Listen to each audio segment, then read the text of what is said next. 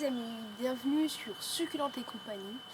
Alors bon, aujourd'hui on va faire une petite présentation des plantes grasses qui résistent très bien à la chaleur et au manque d'humidité, au manque d'eau.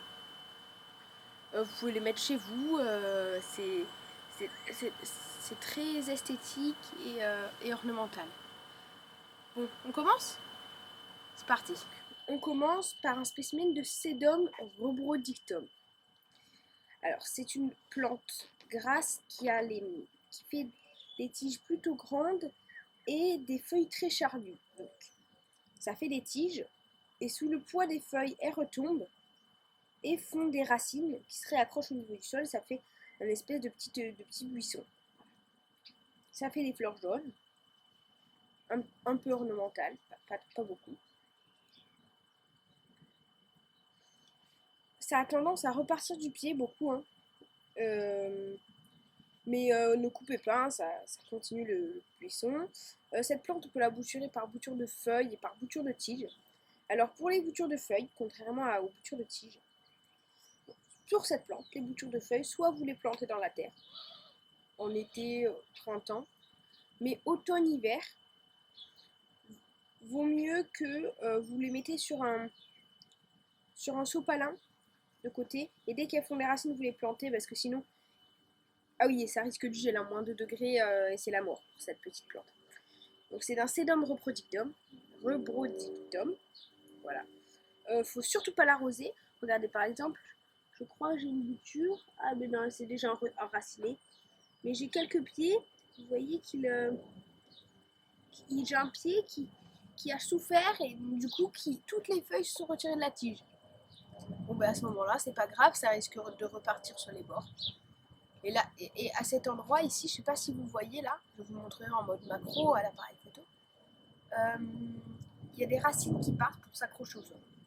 Quand on la met au soleil, il y a des petites teintes rouges, ne vous inquiétez pas, c'est normal. Bon.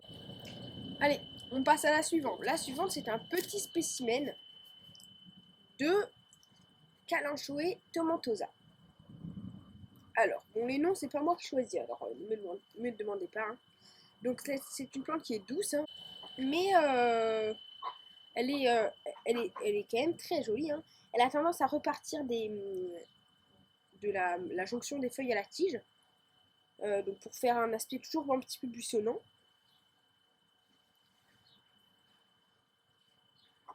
Bon, celle-là, c'est un spécimen qui est vraiment petit, donc ça va grossir. Ça peut devenir à cette taille, là, voilà. Donc moi, je l'ai mis dans un gros pot pour l'inciter à grandir, mais vous pouvez les mettre dans un petit pot, ça marche très bien. Celle-là, on peut la bouturer par bouture de tige et bouture de feuilles. Les boutures de feuilles, c'est plus compliqué, donc je vous conseille. Celle-là, on peut la bouturer par bouture de tige et bouture de feuilles. Mais puisque bouture de feuilles, c'est très compliqué, je vous propose plutôt de faire des boutures de tige. Bouture de tige directement dans la terre.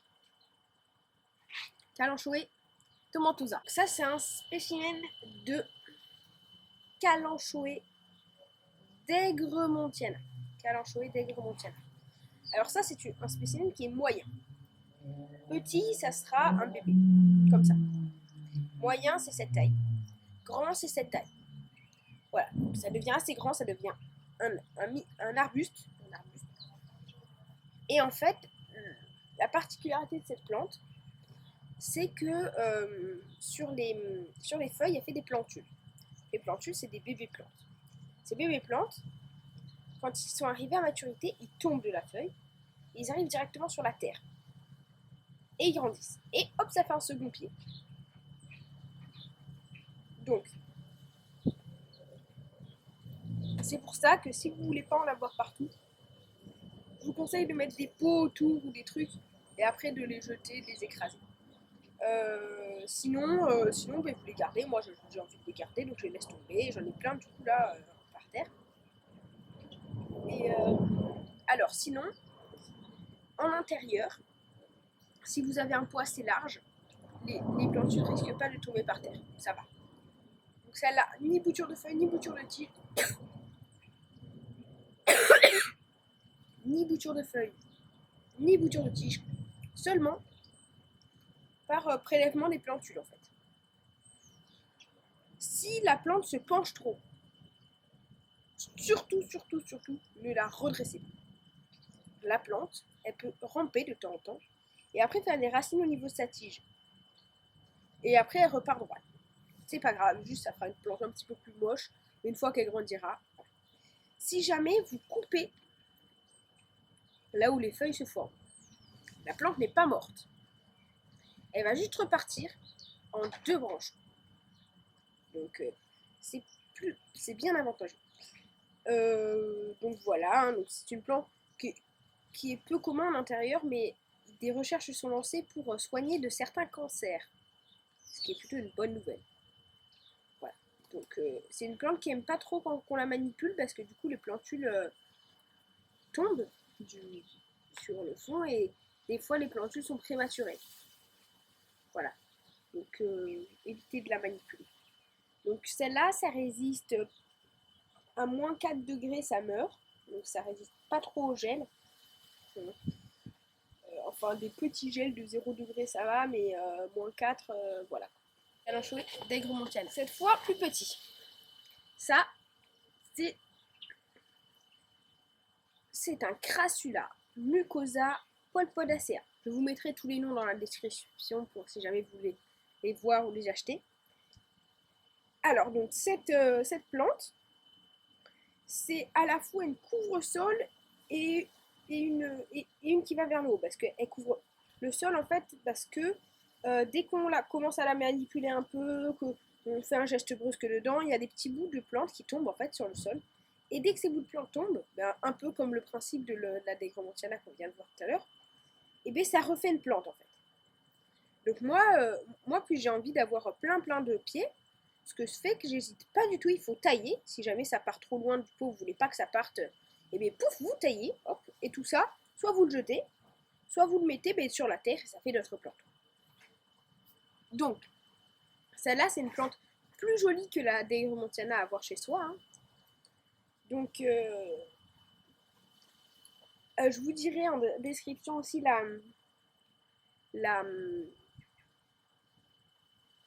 la provenance de toutes les plantes. Donc, si la plante se dessèche au niveau des pieds, c'est mon cas, hein, c'est pas grave. C'est possible qu'elle reparte, hein, du pied. Hein. Et le pied, souvent ne se dessèche pas jusqu'en haut. Ça reste petit. Voilà.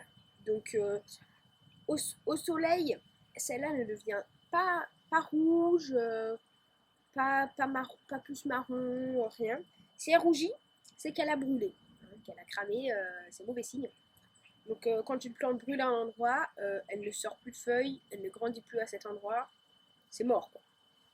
Par exemple, je prends un exemple, si sur cette tige là qui est carrée, cet endroit est brûlé, et bien cet endroit ne fera pas d'embranchement, mais les 3 autres en feront. Là par exemple, si j'ai envie d'avoir un nouveau pied, hop, je découpe, je pose, nouveau pied. Une semaine, c'est parti. Bon, Crassula mucosa polpodacea. Ça, c'est une echeveria. Donc, je ne saurais pas vous dire cette espèce d'echeveria. Par contre, elle devient très grosse. Hein, ça, vous pouvez déjà le voir. Ce qu'il faut faire attention, c'est qu'elle a des épines au bout des feuilles, hein, comme quasiment toutes les echeverias, mais pas forcément très dangereuses. Moi, je laisse pousser un trèfle à côté qui est venu ici, donc je laisse pousser parce que c'est bon, je m'en fiche. Je l'arracherai quand il y en aura trop. C'est pas grave s'il y a des petites plantes qui viennent. Moi, ça me dérange pas. Bon. Cette echeveria, vous pouvez la bouturer par tige. Oui, si elle fait des tiges. Mais enfin, c'est rare qu'elle fasse des tiges. Donc en fait, vous la bouturez pas par tige. Par feuille. Et par prélèvement des rejets. Donc les rejets, c'est quand elle va faire la plante, soit elle va sortir une tige de l'intérieur qui va visible, qui va sortir comme un petit chou, on va dire, une petite echeveria qui va grossir et après se planter dans la terre. Soit, c'est un chou qui sort de terre. Le chou qui sort de terre, c'est peu commun. Normalement, c'est un fil. Les rejets, vous connaissez peut-être avec le rosier ou le pilea. Il y a plein de plantes qui font des rejets qui, hop, une petite chou à terre et hop, qui en sort une nouvelle plante. Celle-là, c'est pas vraiment des rejets qui ça fait. Je vais vous montrer sur le spécimen prochain comment ça fait. Donc ça, c'est une echeveria. Donc ça résiste à moins 4 degrés. Hein. Il y a certaines echeveria qui vivent à plus de 2 mm d'altitude. Donc celle-là, elle résiste un petit peu plus froid. Celle-là, c'est moins 2. Bon, après, c'est joli. Hein. Vous pouvez la mettre en pleine terre à condition de vous mettre un voile d'hivernage en hiver s'il y a du gel. Voilà.